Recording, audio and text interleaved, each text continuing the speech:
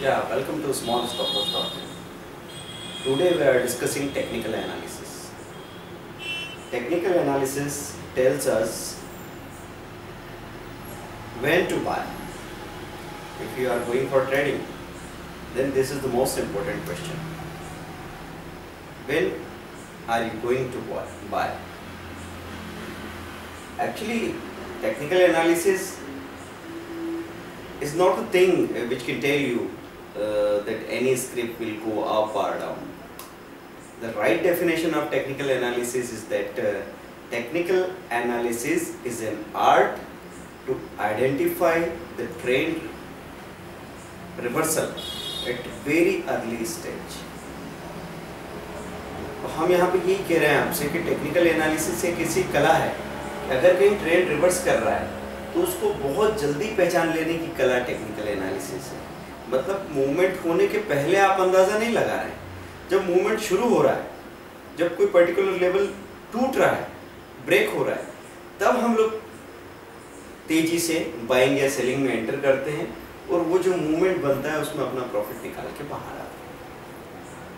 तो technical analysis का tool है charting. So we are discussing about chart reading here.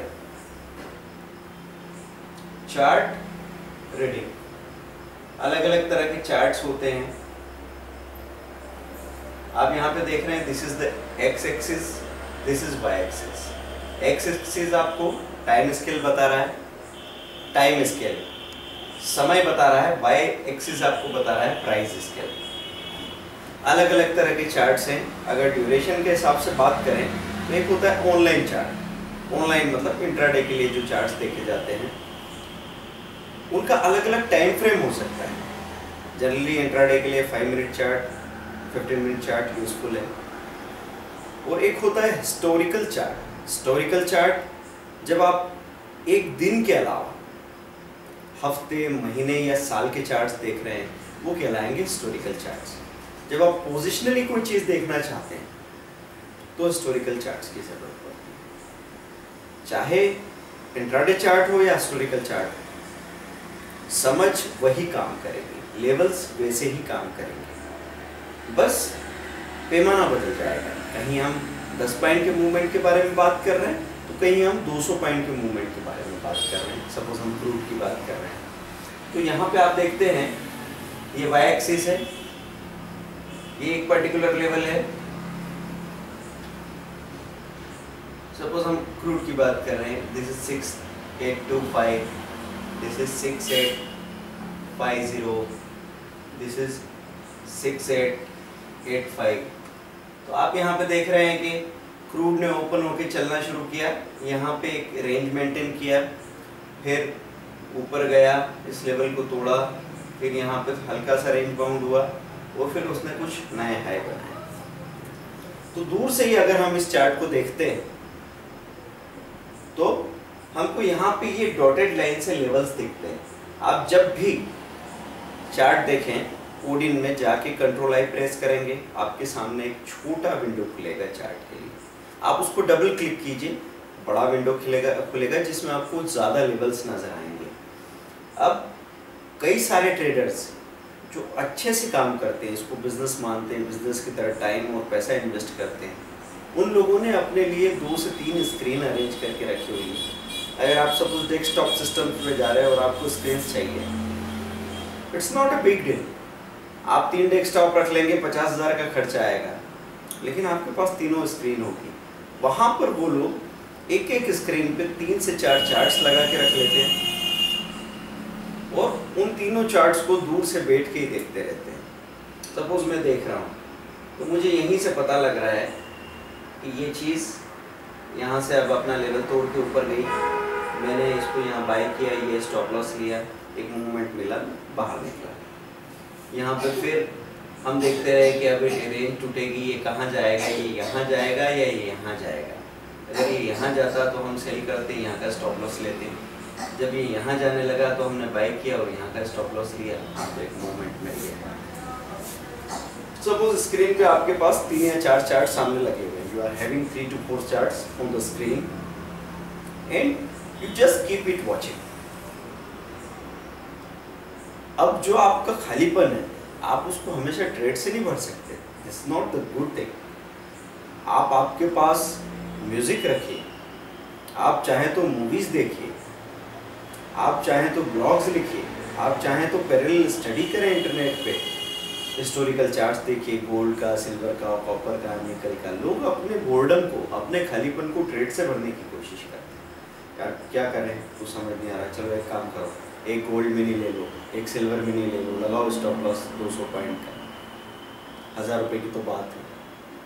लेकिन जब वो 1000 रुपये चले जाते हैं तो आपके अगले सौदे करने की ताकत को आधा कर देते हैं। Then you are not having the capacity to go for the next trade because you have lost your chance, your capital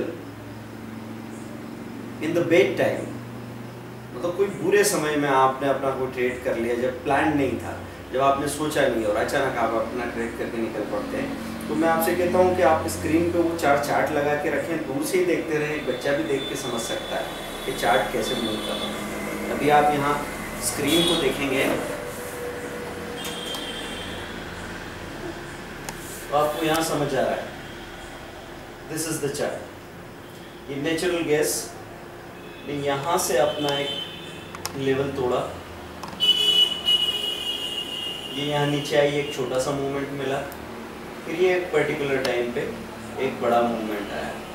अब हमको ये जो बड़े बड़े मूवमेंट जहाँ पर आ रहे हैं उसकी टाइमिंग को ऑब्जर्व करते जाइए कि ये जो मूवमेंट आया ये कब आया, पता लग रहा है 1 बजे आया। ये जो मूवमेंट आया ये कब आया, यहाँ हमको ये पता लगा कि 4 बजे आया।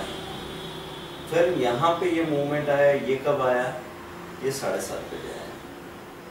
और यहाँ हम देख रहे हैं 10 बजे के आसपास से इसने यहाँ पलटना शुरू किया और अब वो नए हाई बना के यहाँ का जो ये एक रेजिस्टेंस था उसको तोड़ के ऊपर चली गई है। तो अब ये रेजिस्टेंस जो इसने तोड़ा है ये इसके सपोर्ट का काम करने लग जाएगा।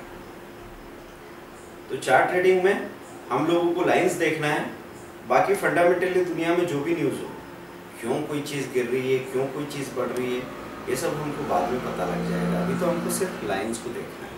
लाइंस को देख के सब कुछ बहुत क्लियर होता है। अगर आप स्क्रीन को देख रहे हैं तो आप गलती करेंगे। स्क्रीन में तो ऐसा है कि सपोज क्रूड 6850 से गिरा और वो 6830 पे है। मैंने स्क्रीन को अभी अंदर आके स्क्रीन के सामने आके देखना शुरू किया और उसने मेरे सामने 6830 से 31, 32, 34, 35, 36 ऐसे मूवमेंट दिखाया।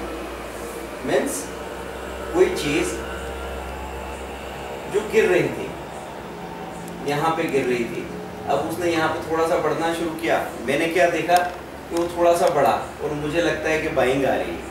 मैं बाइंग करके बैठ गया और अल्टीमेटली पता चला कि ये तो एक गिरावट थी जिसमें ये एक शॉर्ट कवरिंग आई थी, हल्की फुल्की बाइंग आई, उसके बाद उसको फिर नीचे ही जाना था। तो मैंने उस मूवमेंट का एक छोटा सा हिस्सा देखा, वो भी गलत। तो ये गलती कहाँ हो जाती है, जब हम लोग प्राइस को देखते हैं तो उस तरह के इम्पल्स जनरेट होते हैं।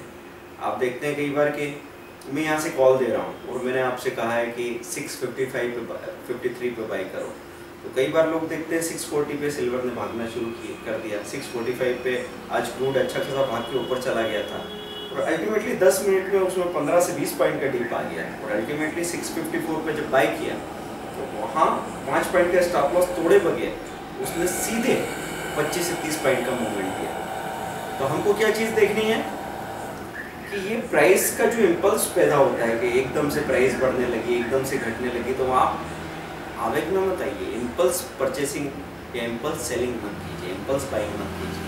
वही सबसे बड़ा कारण है लॉस होने का चार्ट ट्रेडिंग में। अब हमको देखना ये है, हर एक कमोडिटी स्क्रीन पे आए, हर एक कमोडिटी को आपने देखा कि इसमें सबसे स्ट्रॉन्ग सबसे वीक कौन सी है, उसके बाद आपने बायर सेलर देखे और जब आपको लगा कि ये सबसे स्ट्रॉन्ग है, ये सबसे वीक है, तो सबसे पहले आपने उसका चार्ट खोला, लगा लिया, दूसरा चार्ट खोला, लगा लिया और अब उसमें लगातार उसको देखते हुए काम कर रहे हैं। अगर पूरे दिन में कहीं कोई क्लैरिटी नहीं आ रही है तो कोई बात नहीं, हम एक भी ट्रेड नहीं करेंगे, आराम से बैठ के चाय पियेंगे, घर जाएंगे।